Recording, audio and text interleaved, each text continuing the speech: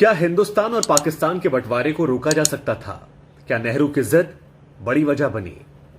यह कहानी आजादी से 10 साल पहले की है। उत्तर प्रदेश में प्रांतीय चुनाव होते हैं। कांग्रेस और मुस्लिम लीग साथ मिलकर चुनाव लड़ते हैं। बम्पर जीत होती है, लेकिन मंत्रिमंडल को लेकर कांग्रेस शर्त रखती है। शर्त जिन्ना की पार्टी के विलय की, यानी मुस्लिम लीग के विलय की।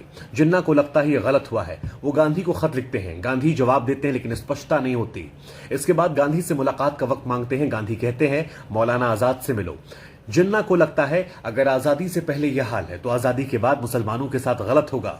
जिन्ना यहीं से मुस्लिम लीग की सदस्यता फीस कम करते हैं और 5 लाख मुसलमान जुड़ जाते हैं। गोविंद वल्लभ पंत और सरदार पटेल के बारे में कहा जाता है कि दोनों मंत्रिमंडल में शामिल करने के पक्ष में थे, लेकिन नेहरू जिद पर अड़े थे। बाद में मौलाना आजाद ने भी माना कि यहीं से मुस्लिम लीग को एक नई ताकत मिली और ये नई ताकत नए पाकिस्तान के नारे के साथ निकली, जो बाद में बंटवारे की वजह बनी। हम ना एक ऐसे समाज में जीते हैं जहां पत्थर की मूरत को लगते हैं 56 भोग और भूखे नंगे तड़पते सो जाते हैं लोग। भूखे नंगे तड़पते सो जाते हैं लोग। मजदूर को मजदूर समझिए, मजबूर नहीं। गरीब को काम दीजिए, दान नहीं। और अगर दान देने के इच्छुक हैं तो जीते जी रक्तदान दीजिए और मरने के बाद अंग दान देकर किसी मरते हुए को जीवन दान दीजिए। यही सच्ची देशभक्ति और यही सच्चा राष्ट्र प्रेम है। एक बार गुरु नानक देव जी अपने शिष्यों के साथ एक गांव गए। गांव वालों ने गुरु नानक देव जी और उनके शिष्यों की बहुत ज्यादा सेवा की, लेकिन जाते जाते गुरु नानक देव जी ने उन गांव वालों को आशीर्वाद दिया, उधर जाओ। उसके बाद गुरु नानक देव जी अपने शिष्यों के साथ दूसरे गांव गए, लेकिन उन गांव वालों ने गुरु नानक देव जी और उनके शिष्यों के साथ बहुत बुरा बर्ताव किया, लेकिन फिर भी गुरु नानक देव जी ने उन्हें आशीर्वाद दिया, बसे रहो। ये देख के एक शिष्य से रहा नहीं गया। उसने गुरु नानक देव जी से कहा कि ये कैसे आशीर्वाद दिया आपने? तो गुरु नानक देव जी ने जवाब दिया कि संसार में अच्छाई का फैलना और बुराई का रुके रहना और ना फैलना इंसानियत के लिए बहुत ज्यादा जरूरी है। इसीलिए जो अच्छे लोग थे उन्हें उजड़ जाने का मैंने आशीर्वाद दिया, ताकि वो बाकी जगहों पे जाके अपनी अच्छाई को फैला सके। आपको ये स्टोरी कैसे लगी, चैट सेक्शन में लिखना मत भूलिएगा। कौन है? हम लोग चाय की दुकान पे अखबार पढ़ते हैं और कहते हैं कि यार ये बाल मजदूरी कराने वालों को तो फांसी पे चढ़ा देना चाहिए। ये छोटू 3 चाय ला। वाह वाह, ये हमारा सच है। तब पंडित गोविंद व्यास की सिर्फ एक पंक्ति कि फुर्सत तो मुझे भी थी बहुत देश के लिए। जब पेट भर गया तो मुझे नींद आ गई।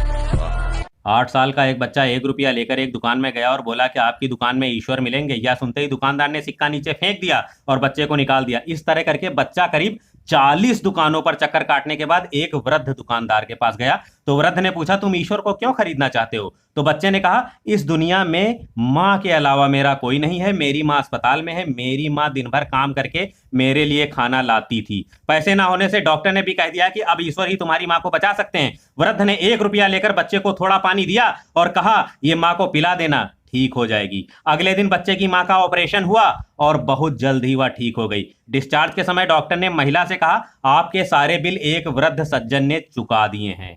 विश्वास इसी को कहते हैं। ईश्वर को ढूंढने के लिए करोड़ों दान देने की जरूरत नहीं होती। यदि मन में अटूट विश्वास हो तो वो 1 रुपए में भी मिल सकते हैं।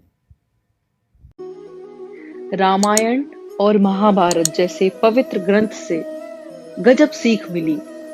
जहां आप त्याग करेंगे उस घर में रामायण होगी, और जिस वक्त आप अपने जायज हक की मांग करेंगे तो अपनों से ही महाभारत होगी। मैत्री की राह बताने को, सबको सुमार्ग पर लाने को, दुर्योधन को समझाने को, भीषण विध्वंस बचाने को भगवान हस्तिनापुर आए, पांडव का संदेशा लाए।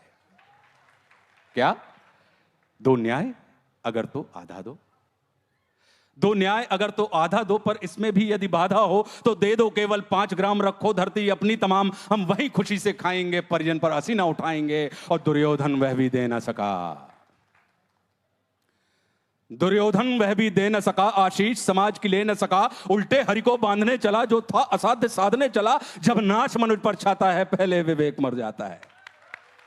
मैं हिंसा का विरोध करता हूं क्योंकि उससे पाया हुआ समाधान बहुत कम वक्त के लिए होता है और उससे पैदा हुई नफरत हमेशा के लिए। दुर्बल लोग कभी क्षमा नहीं कर सकते। क्षमा करना तो बलवानों का गुण है। अपने आप को खोजने का सबसे अच्छा तरीका है अपने आप को दूसरों की सेवा में खो देना।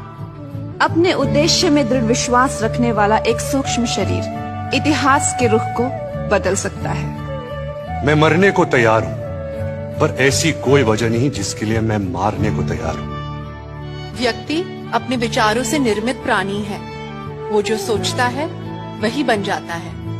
खुशी तब मिलेगी जब जो आप सोचते हो, जो आप कहते हो और जो आप करते हो वो एक है। आप मानवता में विश्वास मत खोइए। मानवता सागर की तरह है। अगर सागर की कुछ बूंदें गंदी हैं तो सागर गंदा।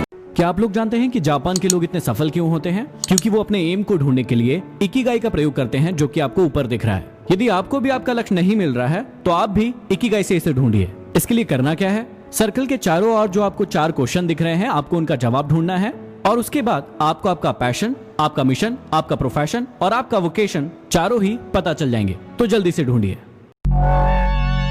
यूनाइटेड स्टेट्स ऑफ अमेरिका, जिसे हम अमेरिका भी कहते हैं, अमेरिका खुद को सबसे पावरफुल कहता है। क्या सच में ऐसा है? अमेरिका में 38% डॉक्टर भारतीय है। अमेरिका में 12% वैज्ञानिक भारतीय है और नासा में 36% वैज्ञानिक भारतीय है। माइक्रोसॉफ्ट के 34% कर्मचारी, IBM के 28% और इंटेल के 17% कर्मचारी भारतीय है। फेसबुक और गूगल के 25% कर्मचारी भारतीय है या भारतीय मूल के हैं। इनके अलावा और भी भारतीय अमेरिका में है। अगर ये सभी लोग भारत आ जाए तो अमेरिका की आधी ताकत खत्म हो सकती है।